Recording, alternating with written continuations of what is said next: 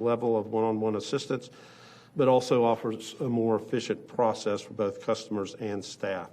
To schedule an appointment, go to cityoforlando.gov/building-development. Another way the city continues to serve, continuing our testing efforts in neighborhoods. This week we'll be at Lake Nona Middle School from 9 to 1 on Wednesday. I want to remind everybody that the City of Orlando has joined in partnership with OUC to put measures and funding in place to provide residents and businesses with access to financial assistance for utility payments and to avoid disconnection. OUC encourages customers to reach out to customer service as soon as possible to make payment arrangements so they'll not experience an interruption in service. Payment plans and arrangements will be worked out on a case-by-case basis to meet individual needs of our residents and businesses. You can go to ouc.com/assistance. And as Mayor Demings was pointing out, in a moment, Dr. Pino is going to provide an update on the cases in our community. And we need to remember that those with the virus and who have lost their lives aren't just numbers. They're people, and they have families, and they have friends. So COVID doesn't just create statistics. The virus is a threat to all of us, so we need to continue to wear our face coverings, practice physical distancing, being diligent about personal hygiene like hand washing, and we can ensure that we aren't impacted and that we aren't impacting others that aren't infected. So thank you. Dr. Pino? Thank you, Mayor. Good afternoon. All our data points are pointing in the right direction, except for the number of deaths that have continued to increase. And that's a data that will normally lag a couple of weeks behind the other data points. So to that degree, we are pleased to see that our data is starting to trend in the right direction, and the support of our community is paying off. And this is not a time to relax in any way, even though there are some positive signs in the data. So with that, bear with me, I have a few numbers to give you. So for yesterday, the 26th, we received 4,933 tests. We also, those are negative. We also received 409 positive tests. That gave us yesterday a 7.7 positivity rate. And as the mayor mentioned, on Saturday, we have a 6.9 positivity rate for the first time in many days. There also has been some interest in age, and this is all published data for you. Between 0 and 4 years of age, on all cases, we have 444 cases up to today, and there are only 3 new cases in our data, the data for yesterday, that has cases from 0 to 4. From 5 to 14 years old, we have a total of 702 cases during the pandemic, 11 cases in yesterday's data. And 15 to 24, although include a group older than 18, and we are working on desegregating the data, the total from the entire pandemics between 15 and 24 so far is 5,122. I just want to remind you that a large number of these cases are going to be 20 to 24 for the cases that we saw at the beginning of late May and beginning of June. And in yesterday's data, we have 53 cases that are between 15 and 24. I also would like to share with you that our recovery rate has increased to 79%. Last week we have it in the low 60s. And since we came to you on Thursday, last week, we have 19 deaths for COVID-19. 5 of those were in assisted living facilities. And of course, our prayers and thoughts are with the family who are experiencing these terrible situations. For those who die, since we talked to you on Thursday, There were 5 females, 14 males, 1 Asian, 7 black, 5 other, 6 white, 3 Hispanic, 4 non-Hispanic, and 12 that we don't know yet. 17 had underlying conditions. 1 did not have any underlying conditions, and 1 individual, we don't know yet the final results of that. I also would like to inform you that there are 3 assisted living facilities that we are closely monitoring. The one is in Ocoee, 66 sick residents, 30 staff, 22 hospitalized from the residents, and 4 deaths in that cohort. Another outbreaks that we are following in long-term care facilities, guardian care. This facility has 175 staff. 34 of those are positive. 1 to 2 has been hospitalized, not fatalities among the employees. It has a census of 74 residents and a number of 40 positive residents. There have been 13 people hospitalized in that facility for COVID-19, and 1 resident has died. Another facility that we're following is called Terra Vista, with 140 staff. 26 of the staff are sick. 0 has been hospitalized, and 0 have died. Resident census is 59. There are 33 positive residents. 10 has been hospitalized. 1 have died. We also, I would like to show you, some data is right there. So this is our daily epi curve, and what I want to show you is how the trends continue now to go down since the 24th. The other graph, please. And this is the one that I follow the most. Now, this data is our 14 days rolling average positivity rate. And for this data, we exclude all the tests done at Disney for NBA or MLS. Now, it could be that 1 case escape. You know, you have to have the tag, you have to say for us to be able to see in the data. So it could be that 1 or 2 cases we can not identify. But for the most part, they are all out of this data set. And as you can see, slowly but surely, our positivity rate continues to decline. Next. This is our positivity rate weekly. That's another measure. And as you can see, it continues to decline to 12.12, 72 last week. Last week was week 30. Next. And this is hospitalizations up to today, up to the 24th. No, this is up today. That's up to the 25th. To the 25th. So we have a total hospitalized number of 571. This is the first week that we have a decline since May 29th. And we also have a decline for the first time since May 29th in number of cases on ICU, which went from 104 to 96. So those are important. Do we have any other graph? I think that's the last one. That's it. So that is important data to follow. And although we want to show you that, we don't want people to be complacent in our former shape. This thing can come back tomorrow if we take our guard down. If anything, we need to be more on top of this issue so that it doesn't happen to what happened to us before.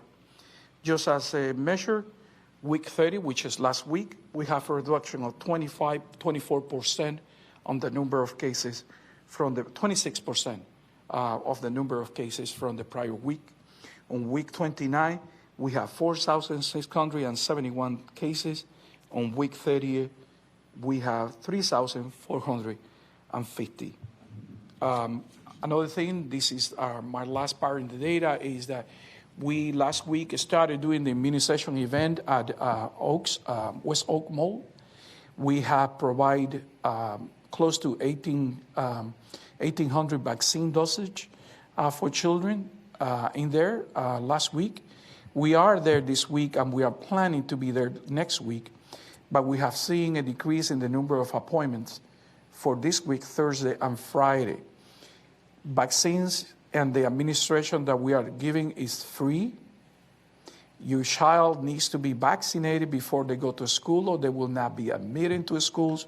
So this is the time to get your vaccines up to date with your children. If you call 407-723-5004, you will make an appointment. It's working beautifully. People are not waiting hours. It's 15 minutes, all by appointment. Get it done, because if we see a decline in the number of appointments, we will close the facility at the mall, because it's a very resource intense and consuming. Thank you. Okay, Dr. Pino talked about the immunization for children. Just as a reminder, I know our local Orange County Public School System, I believe it's 5 p.m. today is the deadline for parents to be able to select whether they want a virtual or distance learning, or have their child actually return to a brick and mortar school. So they have until 5 p.m. today. All right, we'll open it up for questions at this time. My question's for Dr. Pino. Dr. Pino. You're first. Dr. Pino, we've had a lot of families reach out to us from the Ocoee Healthcare Center that you talked about last week that has the outbreak. A lot of concerns that they're not getting answers if their loved one has COVID or not. Just a few questions regards to that. Can they reach out to you all to find out if they're not finding out from the nursing home? And what have you all been able to find out about the spread, how it was able to spread so fast to so many people? So the last question first, we don't know yet. Our infection control nurses from the state were there in the past. All these cases didn't happen at once. Have been some little dropping of cases, and that's why they were in our radar. With regard to, but we will know. We probably will know what may have happened. But in some cases, it's just an infectious disease, and any little violation of infectious control practices, as simple as washing your hands between patients, can set off an outbreak like this one, because this virus has this ability to transmit so fast. The difference between flu and this virus in transmission goes, flu is directional, and sometimes you can give it to two people. There has been certified events of what they call super spreaders, that one person has given this to more than 100 people. And you have the example of a barbershop in another state and a hair salon where that person, that cosmetologist, was, spread the disease to 30, 40, 50 people. So that's how this goes.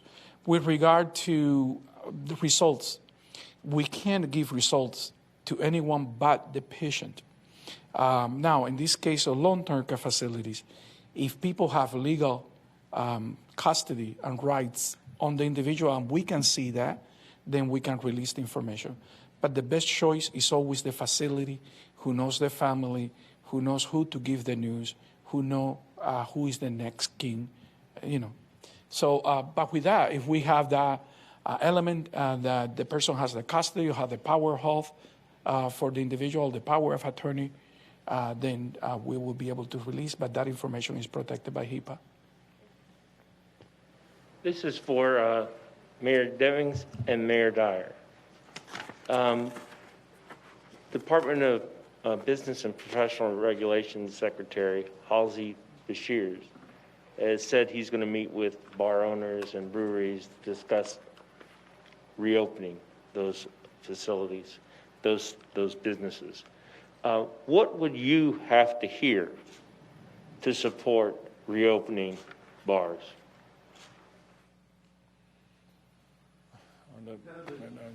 I have great sympathy for the bar owners. They've probably been impacted more than just about anybody, including the craft breweries, which I deem a little bit different than the bars. I think that they could probably figure out a safe way to operate in the craft breweries. It's social distancing. But the problem with bars is, unlike restaurants, you generally go to bars to interact with other people. You don't go with 3 friends to sit down and have a meal. You go there to meet people. You go there to meet new people. You go there to engage with other people. So there's a lot of social interaction. And then you add in a little fuel to the fire, which is alcohol, and the inhibitions that people may have had and the good intention to wear their mask and social distance goes away after 3 or 4 drinks, let's say, and people start doing things that they wouldn't have done at the beginning of the night. So it's an extremely difficult situation. And if bars are going to be open, I think there needs to be some strict monitoring. We need to be able to hold the owners accountable. We need to have set standards so that all the bars would adhere to the same thing. And in fact, several months ago, we encouraged the downtown bars to come up with restrictions on themselves. They ended up being closed before they could propose those restrictions. But I would want to have something that is state mandated, that applies to all bars, so that you don't have one set of rules in Orange County or Orlando and a different set of rules in Sanford, and Seminole County and a different set of rules in Kissimmee. I'd probably defer to Dr. Pino and some others on exactly how you would keep social distancing 6 feet apart and that type of thing, but it's going to be difficult, and I have great sympathy for the bar owners. I guess for me, at this time where we see a significant spread of the virus within Florida and even here locally, I want to make sure we do the right thing for all of our residents. It's right with significant, I think, challenges to have bars for all of the reasons that Mayor Dyer indicated. I don't know that I can support the bars opening up as they were. So for me, it would have to have the social distancing as a requirement, the wearing of masks as a requirement. And really, at this point, bars, if they were able to somehow package and serve other things or sell other things, they're able to do that. But on-premises consumption in small areas, I think, is a significant challenge. If they have outdoor areas where people can be able to have appropriate social distancing with all of those other guidelines outdoor, that would be something that perhaps would make sense to me at this point. But we really need to hold steady on what we have in place with few exceptions, and then we have to listen to our healthcare experts and tell us about the epidemiology associated with the virus itself and whether or not that makes sense or not. So I wouldn't want to do anything without consultation with these experts. Eric Sandoval with News 6. I guess I'll start with you, Demings, but it's a two-part question. Mr. Mayor, would the strike teams be involved in going to the bars if they did give the green light to reopen? And Dr. Pino, is it realistic, given the numbers going down now, for bars to reopen and keep the numbers down? So, Mr. Mayor. So the short answer is yes. The compliance teams will go to any of the approved businesses that fall under the executive order and look for all of those things that we've talked about previously. Dr. Pino. So the fact that the secretary is having a conversation with the bars and their associations doesn't mean necessarily that they are going to open tomorrow. It means that they are exploring what conditions have to be in place for them to open. So the mayor, both mayors describe what the issue is with the bar, because the issue is not the alcohol, which is the product that they sell. The issue is that they are small spaces, crowded, elbow to elbow, really, really crowded. So that's the issue. And I don't see that changing pretty soon. And part of the reason why we are here today and now declining a month after the mask mandate, because it takes that long, is, again, how this pandemic transmit, is that 300 people will mean 900 people 3 days after, and then already you have 1,200, and those 1,200 will mean 2,400 new cases next day, and it goes explosive, and it's very difficult to curtail very fast. So we are having gains. I don't think it's not the time to lose those gains.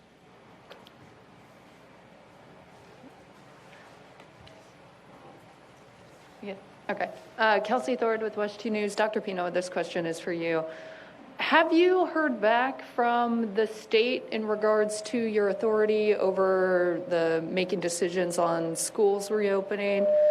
And you haven't? So it's been a couple weeks now. Are you expecting them to reply, or will they reply, or do you know if they're going to reply? And if so, when? Because that's kind of still the big talker.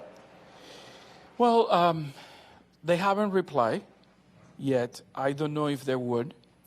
But the role after those questions, not by email, but in our conference calls that we have every other day, it was reiterated that that was our role. I was not able to be on the call today because it was here at the same time. So, but I will know later if anything had changed during that call. But I wasn't on the call. Michelle Félix de Telenoticias 31 para Dr. Pino. Dr. Pino, en este momento muchos bares lógicos están cerrados como acaba de decir usted, el problema no es el alcohol, pero hay otros lugares, los bares se están quejando de que hay otros lugares que están trabajando porque tienes las dos licencias, alcohol y tienes las licencias de restaurante. Entonces ahí hay una discrepancia en realidad de cómo se está manejando esto. Bueno, el asunto tú lo has descrito, es el tipo de licencia que ellos tienen. Por ejemplo, no todos los restaurantes tienen la misma licencia. Unos pueden guardar comida para otro día, otros no pueden, otros la pueden cocinar por más de 4 horas, otros no pueden. So, depende de la licencia que ellos tengan. It's just the way it is.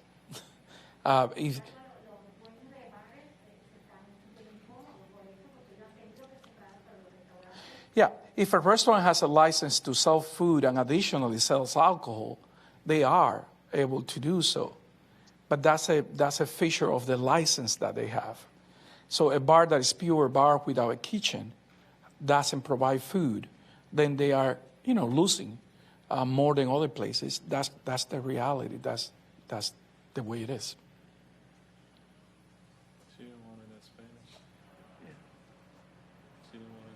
¿Quieres que lo diga en español también? El amigo puertorriqueño camarógrafo me estaba haciendo así. Sí, lo que la pregunta fue que los bares y otros bares que tienen también comida se están quejando, los que no tienen poder vender comida, que están perdiendo plata. Y es la realidad, depende de la licencia que tienen. Hay restaurantes que pueden vender comida y alcohol, y hay bares que solamente venden alcohol y no venden comida. Y esos están en problemas, porque son los que están cerrados en estos momentos. Y es la licencia que tienen. Y tal vez muchos de ellos cambien la licencia después de esto de una licencia más amplia. Y eso es posible. Cuestan un poquito más, hay más requerimientos y tienes que tener una cocina y todo lo que hay que poner en lugar en una cocina. Fue una opción económica al principio cuando decidieron vender o no vender comida, pero en estos momentos hace la diferencia. Good afternoon. I have a couple of questions. The first two are for Dr. Pino. And just for our Spanish-speaking Sure. media, we do have 2 of our Spanish-speaking commissioners here, Commissioner Maribel Gomez Cordero and Commissioner Mayra Uribe. And if you had some questions in Spanish, We also have Ms. Ilia Torres, who will translate for me if that question was of me. Forgot to say that earlier, but Dr. Pino, the questions are for you. I have one for you. So, Dr. Pino, I have two questions coming from Sierra Putnam with WFTV. The first is related to Orange County's Public School Board. It says it's asked, but you have not given a yes or no answer to whether or not they should reopen schools. Why not? And could you advise on not having an in-person graduation, but take a stand on reopening schools? Yeah. So I have explained before that the emergency order by the Department of Education was the one that established that role for the health department. But the health department is in Tallahassee. The Surgeon General is the head of the state health department. And that's what the order said. Now, the order said local too, because our role is to advise the Surgeon General on what the pandemic is in our county, although they see the same data that we see, and also advise the board, the school board, with that information, and that was asked and we provided. With regard to the schools, that role was not defined. I received a direct question from the superintendent of schools with regard to the school the graduations. And the question was, we had graduation scheduled for this day in person. Would you advise to do that? And I say, no, I wouldn't advise to do that. Now, at that time, we were at the highest also of the pandemic so far in our county.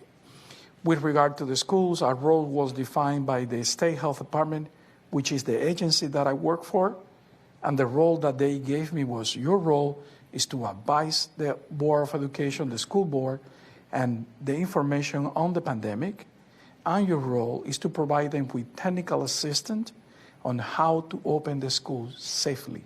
That's the charge that I received from the state. And the second question, Dr. Pino from Sierra, is at this point, how many COVID-19 cases have been traced back to theme parks in our area, Universal, SeaWorld, Fun Spot, Gatorline, etc., and of course Disney? If you don't have a number, how can you say the theme parks reopening are not contributing to our recent spike in new coronavirus cases? Well, the fact that I don't have a number, I see it reinforce what I'm saying. That so there are people in our community that want to have an outbreak in the parks. And we are looking for an outbreak in the parks, and we have not seen it. It doesn't mean that has not happened. We haven't been able to triangulate that data. Now, we are changing a little bit things in the data analytics at our place so that we have a higher opportunity to detect those. Now, if the question is, have you seen any cases that may have mentioned a park? Yes, we have. Can we establish transmissions at the parks? We have not been able to establish transmissions at the parks yet. Our teams also visited, I believe, SeaWorld last week, and they were impressed with the compliance that they saw at the place. Disney has done a wonderful job, Universal too. They have been open to our visits. Listen, if I don't have the cases, I cannot lie that I don't have cases there yet. Okay, the next question is from Mayor Demings, coming from Stephanie Monte with Fox 35 in Orlando. Her question is, you met with several protest organizers with the Stono Institute today who have been protesting the Sheriff's Office budget of $50 million increase. What came out of the meeting? Do you think $50 million increase is needed? And what do you have to say to their calls to defund the police / law enforcement? It was beginning conversation with them that'll be ongoing. Sheriff Mina came and presented his budget to the Board of County Commission previously, and the board supported that budget at that time. In regards to the group itself, I'll continue the dialogue with them. And the next question, Mayor, is coming from Ryan Lynch with the Orlando Business Journal. He says, with the decline in some key COVID cases numbers, what other measures might you be looking into to continue compliance with safety rules? We're going to continue to do our surprise business checks, and I believe that will drive compliance. While we have a high bar at this point at 82% or so, We want to get that to 100%, and so we're going to continue to remain focused on that. Plus, we started a campaign here to try to encourage people to wear masks. The Safer, Stronger Together campaign, Do Your Part, that is now being distributed in the various sources of media, whether that's television, radio, print, or even outdoor media. You should have seen some type of communications from the group here throughout the region. And so that seems to be playing well. We've also spent some dollars to communicate in those communities that have been disproportionately impacted by the virus itself. And so we have partnered with Onyx Magazine and some of our other ethnic news organizations to deliver messaging into those different areas. And so that all seems to be driving an increase in those who are complying with wearing the mask and adhering to the various CDC guidelines. Okay, great. The next question I have for you, Mayor Demings, is coming from Melissa Thomas with the Florida National News. Her question is, are the strike teams getting any pushback from local business owners about the infringement of their rights as it relates to enforcing COVID-19 safety precautions? I'm not aware of that. We do have Mr. Tim Boldig here who has been managing that, and I'll just look to him. Have you received any kind of pushback from businesses about exceeding their rights, infringing on their rights? Very cooperative. Okay, so we haven't seen that. The businesses are cooperative, and again, we're kind of approaching this in the beginning initially as an educational process, and I think in the spirit by which we're approaching those businesses, it seems to be very welcome. I believe that good businesses want to comply because they want patrons to come into their businesses. And we know from the consumer confidence surveys that we completed, we know what the consumers have told us they want to see at businesses, and that is something that we're gaining accountability for. And the last question is coming from Ingrid Cotto with the Orlando Sentinel, having to do with businesses that are not complying. They want to know where they can follow up to verify if their business has been reported, and then also where folks can report businesses. I'm going to ask Tim Boldig to come forward and kind of address that, how, if they find a business that is not compliant, how do they address that going forward? So I'll let him talk to you about it. We talk about compliance and know that most of these businesses are looking to comply. They want to be open. I think they're very encouraged by the mayor in wanting them to comply with these. What we see is that most businesses are tending to miss out on some of the smaller things like the posting of the signage and the markings on the floors. Those are minor relative things. We've got our teams out there with posters that they can hand out and put up right away, and we're getting some markings then put on there. So I think for the most part, I think we're having a good chance to get out there and educate those that are in compliance. And for the ones that are in compliance, we'll look at kind of just coming back, just following up, making sure that that they're doing what they intend to do, and make sure that we follow through on making them comply with the orders that we have out there. So right now we're having a good about a little over 80% success rate with compliance, which is not too bad. And like I said, the majority of the non-compliance are the markings and the posting. So I think we're having a good turnout with that. Okay. I think that was the last question. At least I don't see the mic kind of mysteriously moving through the room at this point. So let me just say thank you to all of you for being here. And again, if especially for the Spanish-speaking media, if you want any one-on-ones, I'm going to look to my colleagues over here who can certainly handle any of that. Thank you for being here.